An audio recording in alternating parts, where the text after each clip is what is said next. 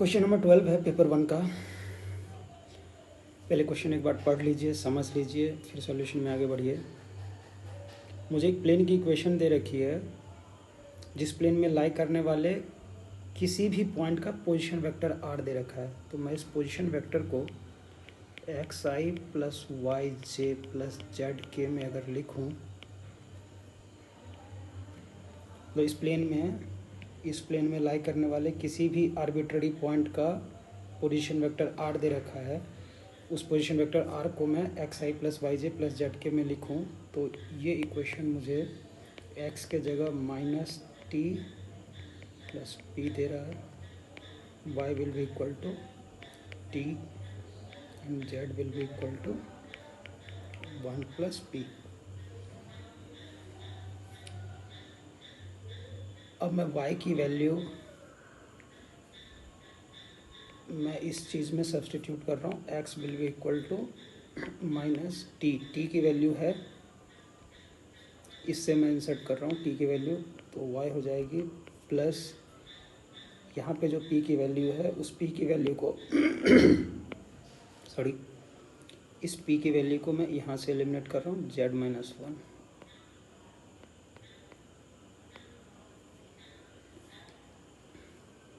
So x minus y plus y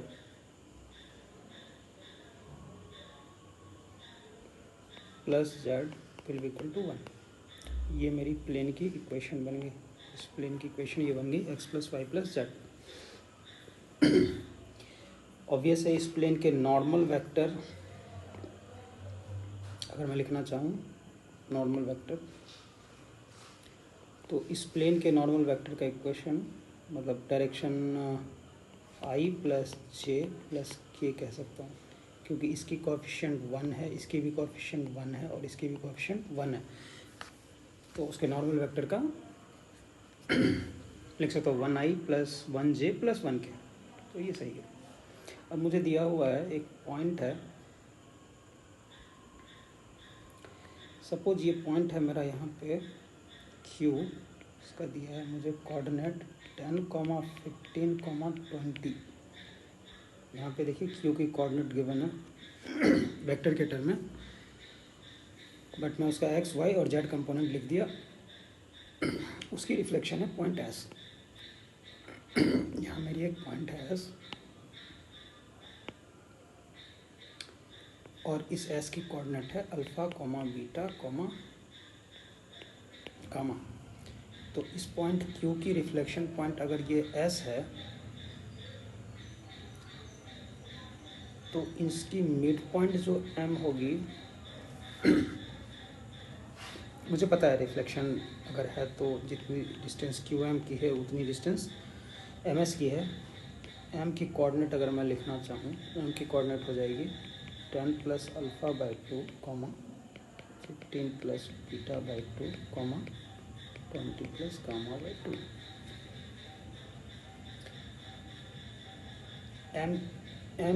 M जो mid point है Q और S का वो इस प्लेन में लाई करती है। दैट मीन्स इक्वेशन 2 जो इक्वेशन 1 का ही सिंपलर वर्जन है, लाई करती है, point M lie on plane represented by 2। That means M की कोएफिशिएंट उसको सेटिस्फाई करेगी। तो आप M की कोऑर्डिनेट को इक्वेशन 2 मेरा को सेटिस्फाई करेगी। That means x plus y plus z should be 1। That means 10 plus alpha by 2 plus 15 plus beta by 2 plus 20 plus gamma by 2 should be 1। That means alpha plus beta plus gamma should be, ये 2 LCM ले लेंगे तो 1 से 2 और इधर 10, 15 और ये 20 add हो जाएंगे तो होंगे 45, इधर आकर के हो जाएगा -45, विच बिकम्स -43। तो alpha plus beta plus gamma की वैल्यू आ गई -43। अगर मैं इसका 3 गुना चेक करना चाहूँ 3 alpha plus beta plus gamma, so 3 times -43 अगर करूँ तो ये हो जाएगा 3 तिया 9, 4 तिया 12, -129। तो अगर इसके जगह -129 होता तो ये आंसर सही होता, बट फिलहाल -121, तो ये ऑप्शन गलत हो गया। अब मुझे ए बी सी के बारे में बात करनी है। Option A, option B, option C सही है या गलत है। इसके लिए मुझे एक और कंडीशन को चेक करना पड़ेगा। Direction ratio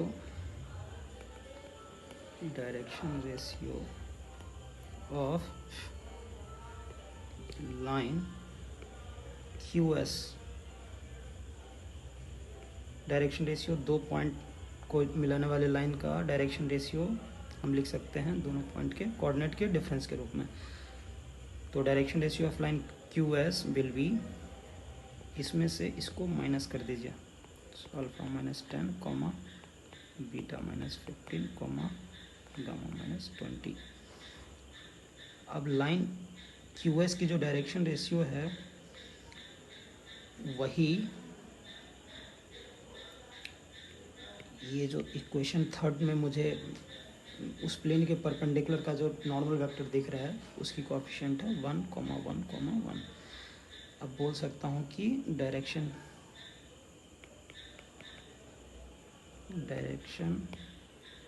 ratio of normal vector of plane represented by equation 2, this is nothing but 1,1,1। आप देख सकते हैं यहाँ से x की कोएफिशिएंट, y की कोएफिशिएंट, z की कोएफिशिएंट किसी भी प्लेन के नॉर्मल वेक्टर का डायरेक्शन रेशियो होता है। दैट मीन्स ये डायरेक्शन रेशियो और ये डायरेक्शन रेशियो दोनों एक दूसरे के साथ प्रोपोर्शनल होगी। That means alpha -10/1 should be same as beta -15/1 should be gamma -20/1। मैं इसके इक्वल टू k मान सकता हूँ से, तीनों अगर आपस में प्रोपोर्शनल है तो प्रोपोर्शनल कांस्टेंट में k कह दिया। So alpha can be written as this 1 into k plus 10। Similarly beta will be k plus 15, gamma will be k plus 20। तीनों को मैं ऐड कर दूं, alpha plus beta plus gamma, this will be 3k plus 45। Alpha plus beta plus gamma मुझे पता है इस equation के रिलेशन 4 से। मैं यूज अगर 4 कर लूँ, using relation 4, alpha plus beta plus gamma जो होती है वो -43 होती है, विच इज़ 3k plus 45। तो यहाँ से मुझे k आ जाएगी, -45 इधर आ जाएगी, तो -88/3 k बिकम्स दिस। अगर मैं k की वैल्यू को बैक सब्सटीट्यूट करूँ इस तीनों रिलेशन में, तो मेरे पास अल्फ़ा की वैल्यू k plus 10 आ रही है। k की वैल्यू -88/3 + 10, बीटा की वैल्यू हो जाएगी -88/15, गामा की वैल्यू हो जाएगी -88/3 + 20, which is nothing but -88 + 30/3 -88 + 38 5 -58/3। Alpha की वैल्यू आ गई -88 + 45 डिवाइडेड बाई 3, तो ये दे देगा 3 और ये 4, -43/3।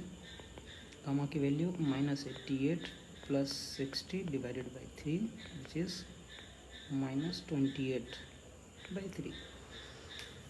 अब अल्फ़ा बीटा गामा तीनों की वैल्यू अगर इंडिविजुअली निकल गई है तो मैं ABCD के बारे में कमेंट कर सकता हूँ।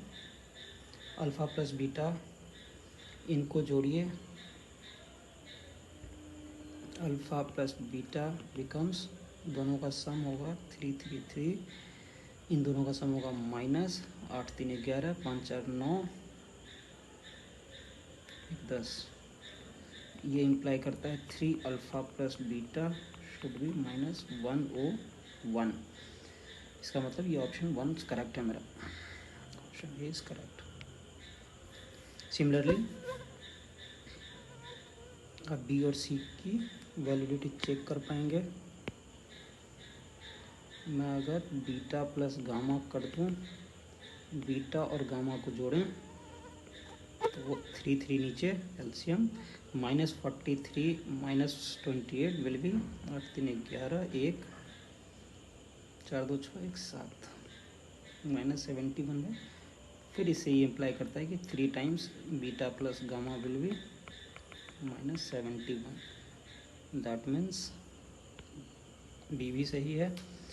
आखिरी में गामा प्लस अल्फ़ा जोड़ सकते हैं आप।